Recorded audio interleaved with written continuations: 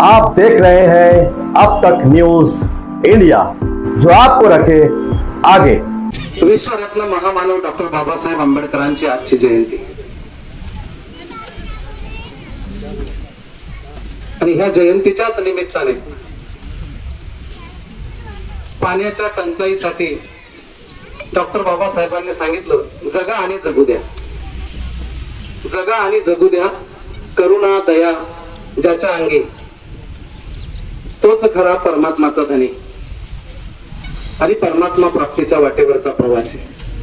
त्याच बाबासाहेबांनी ज्या शिकवणी दिल्यात त्या शिकवणींना अधीन राहत त्यांच्या जयंतीच्या निमित्ताने आजचा हा 5 टँकर मोफत जलसेवा लोकार्पण सोहळा आपण या ठिकाणी संपन्न करत आहोत। या सोहळ्या प्रसंगी, जयंतीच्या प्रसंगी उपस्थित आपल्या गावाचे प्रथम नागरिक आदरणीय काळगुडेताई, आमचे सगळ्यांचे मार्गदर्शक, आपल्या सगळ्यांचे सुपरिचित सन्माननीय नथुबाबा, विजूदादा, त्याचबरोबर पिंजन नाना, प्रवीणजी देसले, बटूदादा, शरददादा, आदरणीय कल्पना दिदी, गावातील सर्व वडीलधारी मंडळी, माता भगिनी आणि उपस्थित मित्रांनो, प्रथमतः या जयंतीच्या निमित्ताने आपल्या सगळ्या मायबापांच्या वतीने ज्यांनी समतेचा संदेश दिला त्या महामानव विश्वरत्न डॉक्टर बाबासाहेब आंबेडकरांना आपल्या सगळ्यांच्या वतीने त्यांच्या सगळ्या कार्याला, त्यागाला मनोभावे वंदन करतो।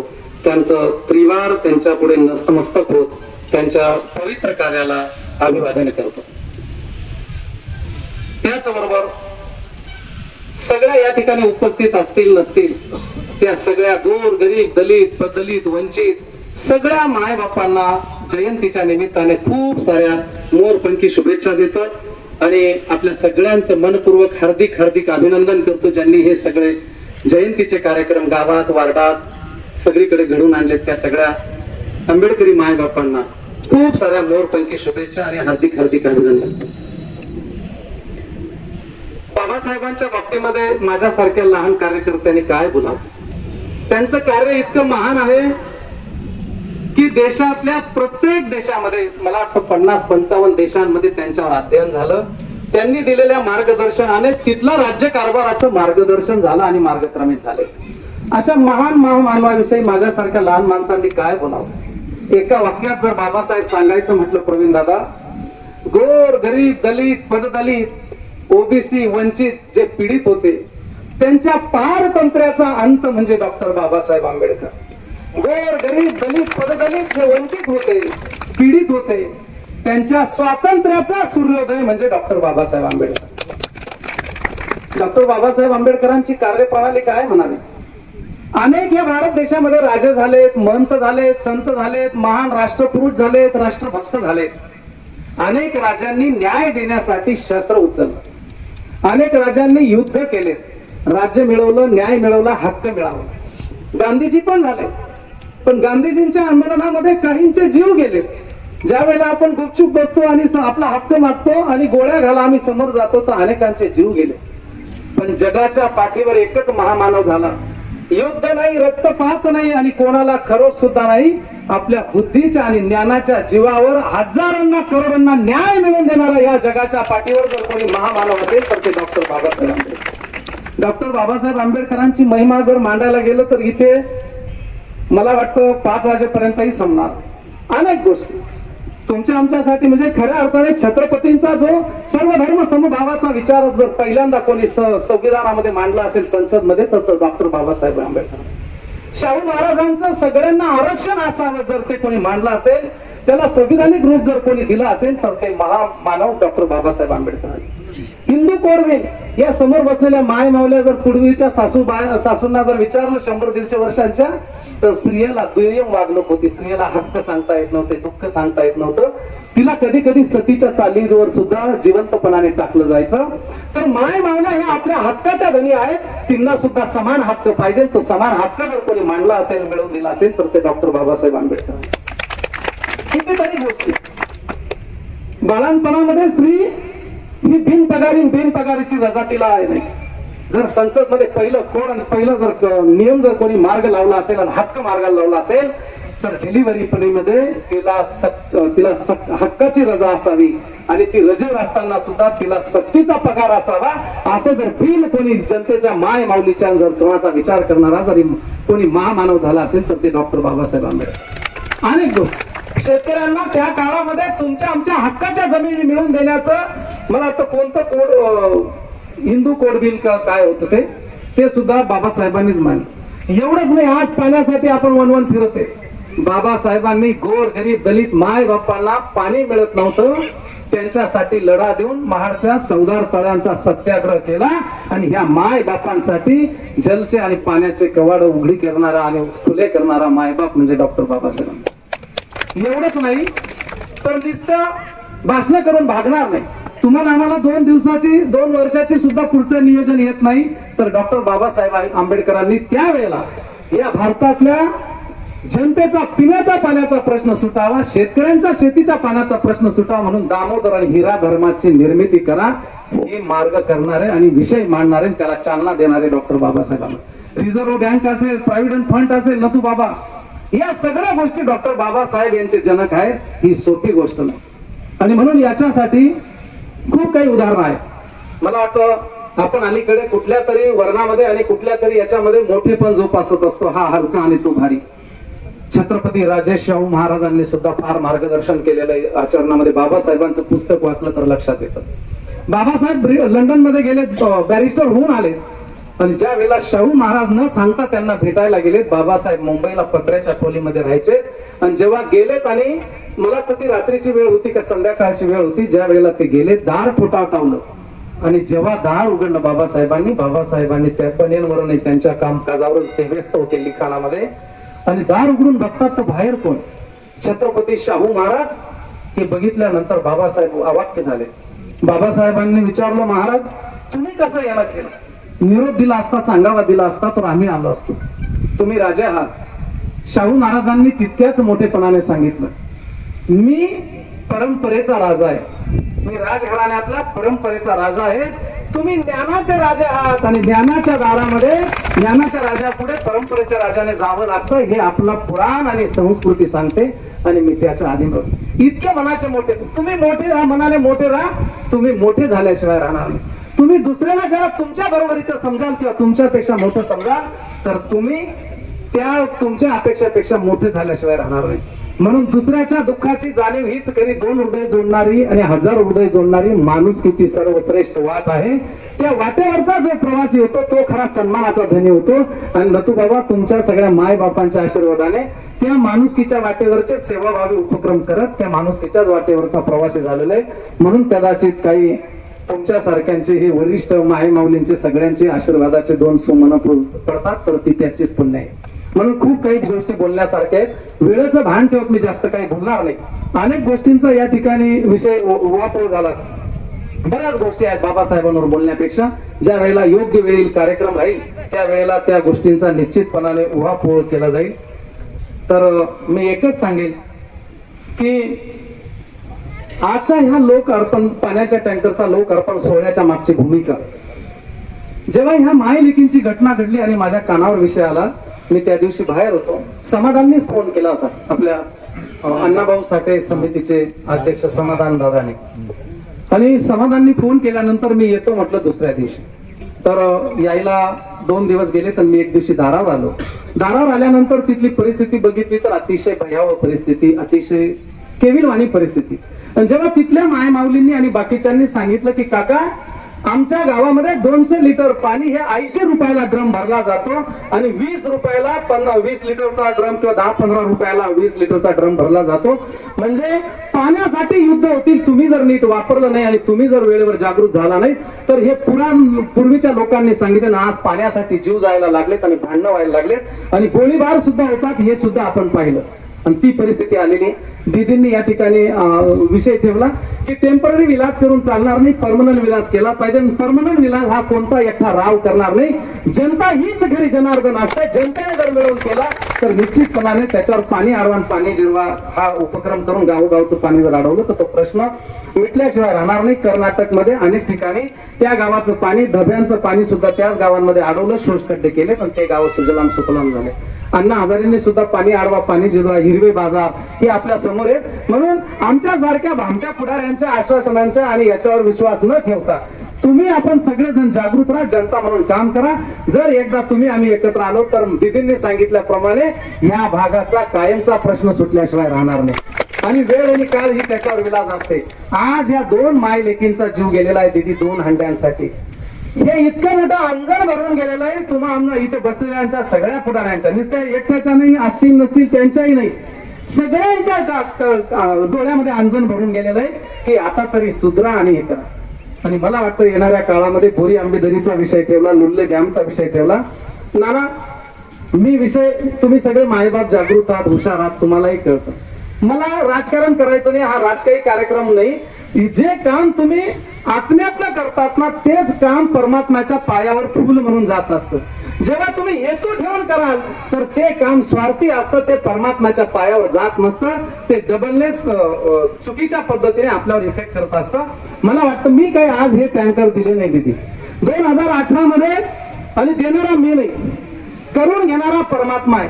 चांगलं कर्म, पैसे कमवण्याच्या संध्या अनेक येतात, पैसे कमवण्याच्या संध्या अनेक येतात, पुण्य कमवण्याच्या संध्या फार थोड्या असतात. आणि ती संधी जी असते ती वरमाई सारखी असते, तिला 2 पावलं पुढे जाऊन पायघड्या टाकून आपल्या घरात आणायचं असतं. मी फक्त हे संधी रूपी पुण्य कर्म करण्याची संधी होती, त्या संधीचं 2 पाऊल पुढे आलो आणि पुण्य कर्म जे म्हटले ना की 2 पिढींना कामात येईल हे करा. ते म्हणतात की तुम्ही कितीही पैसे कमवले तरी ते शून्य आहे, संकटाच्या वेळी शून्य आहे. तुम्ही जे काही कमवलेलं पुण्य असतं तेच तुमच्या कामी येत असतं.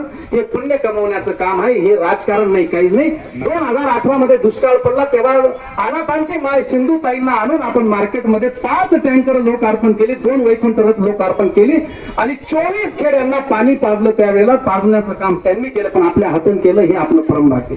एवढंच नाही तर गाय माय, कंत्राळ्याच्या गाईला आणि दाभाडीच्या गायींना गोशाळा आहेत, 3-3, 2-2 हजार गायी आहेत, तिथे सुद्धा आपल्याला पाणी पुरवण्याची संधी देवाने दिली. म्हणून हे काम परमात्म्याने आपल्या हातून करून घेतलं. हे सगळ्यात आपल्यासाठी मोठं आनंदाची आणि अभिमानाची गोष्ट आहे आमच्या सगळ्या बाराबलुतेदारांसाठी. इथे बसलेला प्रवीण बी बाराबलुतेदारचे, आप्पा वानकडे बी बाराबलुतेदार आहे. हे श्रेय माझं एकट्याचं नाही. आदरणीय नथू बाबा, पक्ष ज्याचे त्याचे वेगळे असतात, पण चांगल्या विचाराच्या पाठीशी तुम्ही सुद्धा मायबाप बाराबलुतेदारचे आहेत. माझी दिदी सुद्धा बाराबलुतेदार आहे. बाराबलुतेदार म्हणजे छत्रपती शिवाजी महाराजांनी जातीपाती मांडल्या नाही, जातीपातीच्या पलीकडे जाऊन जे सगळे जाती धर्माचे आहेत ते सगळे एकत्र येऊन जे काम उभं केलं त्याला बाराबलुतेदारांचं शासन आणि राज्य म्हणतात. तेच काम आपलं चाललेलं आहे. शिवाजी महाराजांनी रायगडावर सुद्धा मुस्लिम बांधवांसाठी मस्जिद बांधली होती. हा पुराण आणि इतिहास सांगतो हे सगळं. आणि बाराबलुतेदारांच्या जीवावरच हे सगळं स्वराज्य उभं राहिलं. मला वाटतं खऱ्या अर्थाने तन मन धनापासून जर बाराबलुतेदार एकत्र आले तर या जोडग्याचा पाण्याचा प्रश्न हा कायमस्वरूपी मिटल्याशिवाय राहणार नाही. आणि म्हणून हे काम आपण अतिशय मनोभावे करतो. आणि मला या ठिकाणी सांगायला त्यानं आदरणीय नथू बाबांनी या ठिकाणी विषय ठेवला. पैसा अनेकांकडे पण ध्यानच नाहीये. जो दाता असतो त्याला परमेश्वर देता असतो. आणि मी सुद्धा सर्वसामान्य वायरमॅनना आंडोर म्हणा, आयुष्य म्हणा, बापला आयुष्य सुद्धा भाडाना घरात गए. पण तुम्ही पाहिलेलं गेल्या जाणता राजा मित्रमंडळापासून छत्रपती शिवाजी महाराजांच्या नावाने जाणता सगळ्यांची जाण आणि भान ठेवणारा तो जाणता राजा मित्रमंडळाच्या माध्यमातून या गावामध्ये श्रमदान बी केलेले आहेत, वह्या बी वाटलेल्या आहेत, पुस्तकं बी वाटलेले आहेत, रक्तदान बी केलेले आहेत. त्याच बक्षीस परमेश्वराने घर बी बांधिलं. घरनापुढे 2 प्लॉट कधी घ्यावाचं नाही, 7-8 प्लॉट बी देवनी दिला म्हणा. आता काही कोटी रुपयांना दान धर्म बी देवनी केली घेतात. ज्या वेळेला पोटाचे पोरं जवळ येत नाही त्यावेळेला राम रहीम हॉस्पिटल काढलं असेल. स्पर्धा परीक्षा असते. या वर्षी मला सांगायला अभिमान वाटेल की स्पर्धा परीक्षांचं काम केलं. कारण मी ज्या वेळेला सकाळी बाहेर जायचो 8-9 वाजता बाहेर गावी, तर गरीबाचे पोरं रोडावर पळत जायचे, त्यांच्या गुडघ्याला त्रास होतो. पण ही गरीबाच्या शेतकऱ्याच्या पोरांना पेपर कसा लिहायचा हे माहित नाही राहायचं, म्हणून ते ग्राउंडवर पास व्हायचे पण परीक्षेमध्ये पास होत नव्हते. तुमच्या सगळ्यांच्या आशीर्वादाने दिदी स्पर्धा परीक्षांचं 4 दिवसांचं शिबिर आयोजित केलं, 9-9 तासांचं. मला सांगायला अभिमान वाटेल 66 पोलीस या वर्षी मालेगाव तालुक्यामध्ये पास झाले. त्यापैकी न सांगता 15-20 पोलीस मायबाप घरी आलेत. काका तुम्ही सचिन ढवळे सर गणिताचं पुस्तक ज्यांनी लिहिलं, ज्यांच्या पुस्तकाने कलेक्टर झालेत लोक ते आणलेत. तुम्ही आशा लता गुट्टे मॅडम आणल्या, त्यांची व्याकरण शिकवलं, त्यामुळे 2-5 मार्कांनी जे आम्ही पास झालो. तर हे तुमचं श्रेय म्हणून तुम्हाला घरी पेढे द्यायला आलो. ते पेढे म्हणजे माझ्यासाठी घरी असलेल्या नादारीतल्या माय बापांचे आशीर्वाद होते. त्या आशीर्वादांच्या इतकी शक्ती कुठल्याच डोनेशन मध्ये नाही, कुठल्याच पैशांमध्ये. अशा प्रकारचं पुण्य स्पर्धा सर्वरोग निदान शिबिर चंदनपुरीला केलं. 1100 पेशंट आलेत नंदू दादा. एका रिक्षावाल्याच्या लेकीला उदयाला होऊन होतं, 6 लाख रुपये त्याला सांगितले होते. ते माय बाप हवालदिल होते. मुलगी लहान होती, तिला त्यावेळेला काही वाटायचं नाही. मुलगी मोठी झाली, ऑक्सिजनची मात्रा वाढू लागली, ती पायऱ्या चालायची तरी धाप लागायची, बसून गेली. दोन्ही माय बाप रडायला लागले. जेव्हा सर्व रोग निदान शिबिरामध्ये आले त्यांची दखल घेतली. या ठिकाणी किरण सूर्यवंशी या ठिकाणी जे काही श्रेय मला लाभलं असेल त्याच्यापेक्षा जास्त श्रेय या माय बापाला लागलं.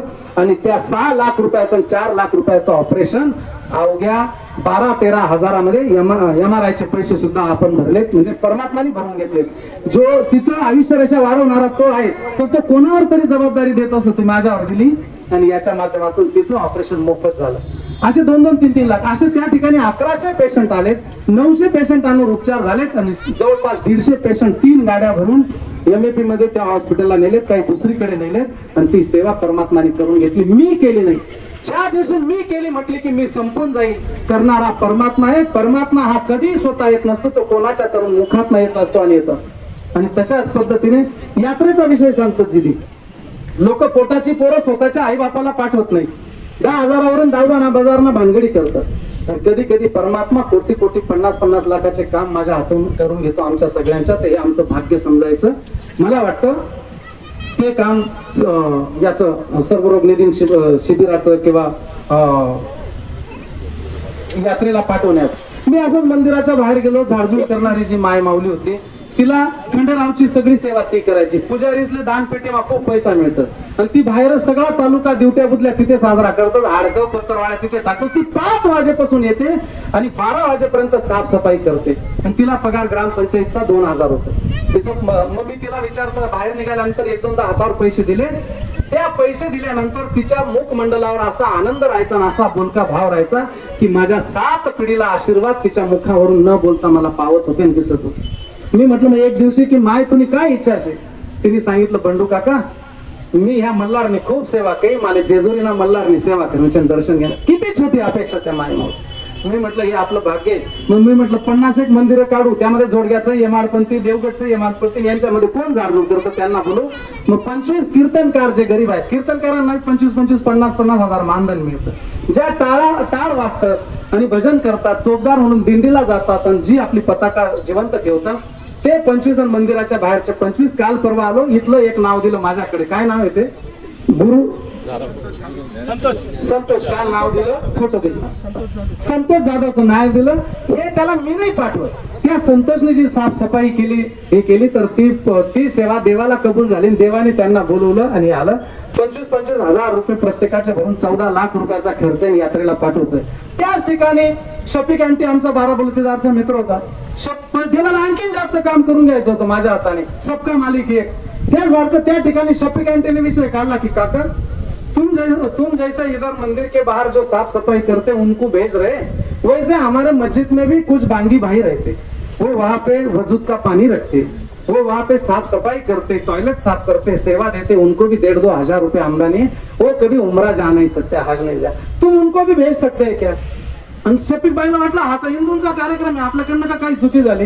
आणि त्या सगळ्या सांगता समारोपामध्ये शफिक बाईने म्हटलं काका मेरे से कुछ गुस्ताखी हो गई हो तो मेरे को माफ कर दो. मी त्या कार्यक्रमामध्ये उठलो, माईक हातात घेतला. शफिक भाई तुमसे कुछ गुस्ताखी नहीं हुई, ये अल्लाह ताला का फरमान है. जिन्होंने अच्छा काम किया है, नमाज पढ़ी है 5 टाइम, उनके लिए बुलावा है. तुम्हारे मुंह से मेरे को फरमान दिया है, मैं इनको भी भेज दूंगा. त्यांना सुद्धा 21 बांगे आणि इमामींना पाठवायचं. तुम्ही आपल्याला मिळालं. कोणतंही काम आपण करत नसतो, परमात्मा करत असतो, परवरदिगार करत असतो. तो परवरदिगार ने राजू भाई मेरे हाथ से कर लिया. बहुत सारे लोगों के पास बहुत पैसा है, उनके नसीब में ये पुण्य कर्म नहीं है. ये तुम्हारे भाई बंडू काका ने हम सब भाइयों के नसीब में, ये हमारा तुम्हारा भाग्य. तुम भी बाराबलुतेदार के, तो ये भाग्य लगता. खूप विषय बोलण्यासारखे. नथू भाऊंनी मला वाटतं राजकीय विषय या ठिकाणी पिढा असते ज्याच्या त्याच्या ठिकाणी पिढा एखादा पोटला पडायला जर वाडा येईल त्यांनी जर नीट ध्यान नाही दिलं तर मग माणूस अमुक आता आगाजे नाही होता तरी परवडता असे म्हणून माणूस तशी ती भावना विजू भाऊ. पण मी त्या विषयावर जाणार नाही, मला काही त्या विषय येणार नाही. परमात्माशी मन वाईट होईल मना सत्यानाश करे, ज्यानं होई त्यांना करे, कोणी तुम्ही घ्या मी घ्या, जो चांगलं करे त्यांना चांगलं होईल. दाता राहा परमेश्वर देता राहा. पैसे कमवायला संधी ही परमात्मा देत असतं, ती संधीचं सोनं करायचं असतं आणि मी ती संधीचं सोनं करतोय आज नाही. राम रहीम हॉस्पिटल असेल पुण्यकर्म, स्पर्धा परीक्षा पुण्यकर्म, सर्वरोग निदान शिबिर 1,500 पेशंट पुण्यकर्म, वया वाटप, पाणी वाटप, टँकरांचं वाटप, वैकुंठवर रोज वैकुंठवर 2 वर्ष सेवा चालली.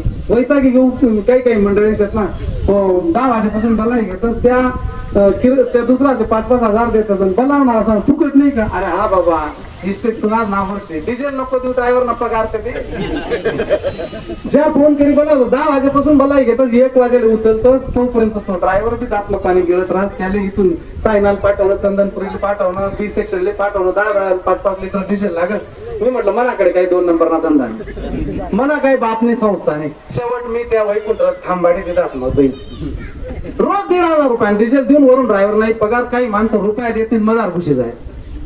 शेवटी मी म्हटलं आता हा 407चा रथ थांबवू. आता छोटे वैकुंठ रथ थांबणारे सगळेच काही तसे नाही. 80% मायबाप खूप चांगले. काका तुला हे पुण्यनं काम शे म्हणे मायने ठेवाले तुला रथ माळापर्यंत म्हणता तुला जमजम करी कल्याण हो. अशा प्रकारचे आशीर्वाद जेव्हा मिळतात त्यावेळेला एका भाड्याच्या घरातला माणूस माझ्यासारखा सर्वसामान्य कुटुंबात एका बंगल्यामध्ये राहायला जातो आणि एवढ्या सगळं पुण्यकर्म करून घेतो. ही परमेश्वराची इच्छा आणि आशीर्वाद आहे.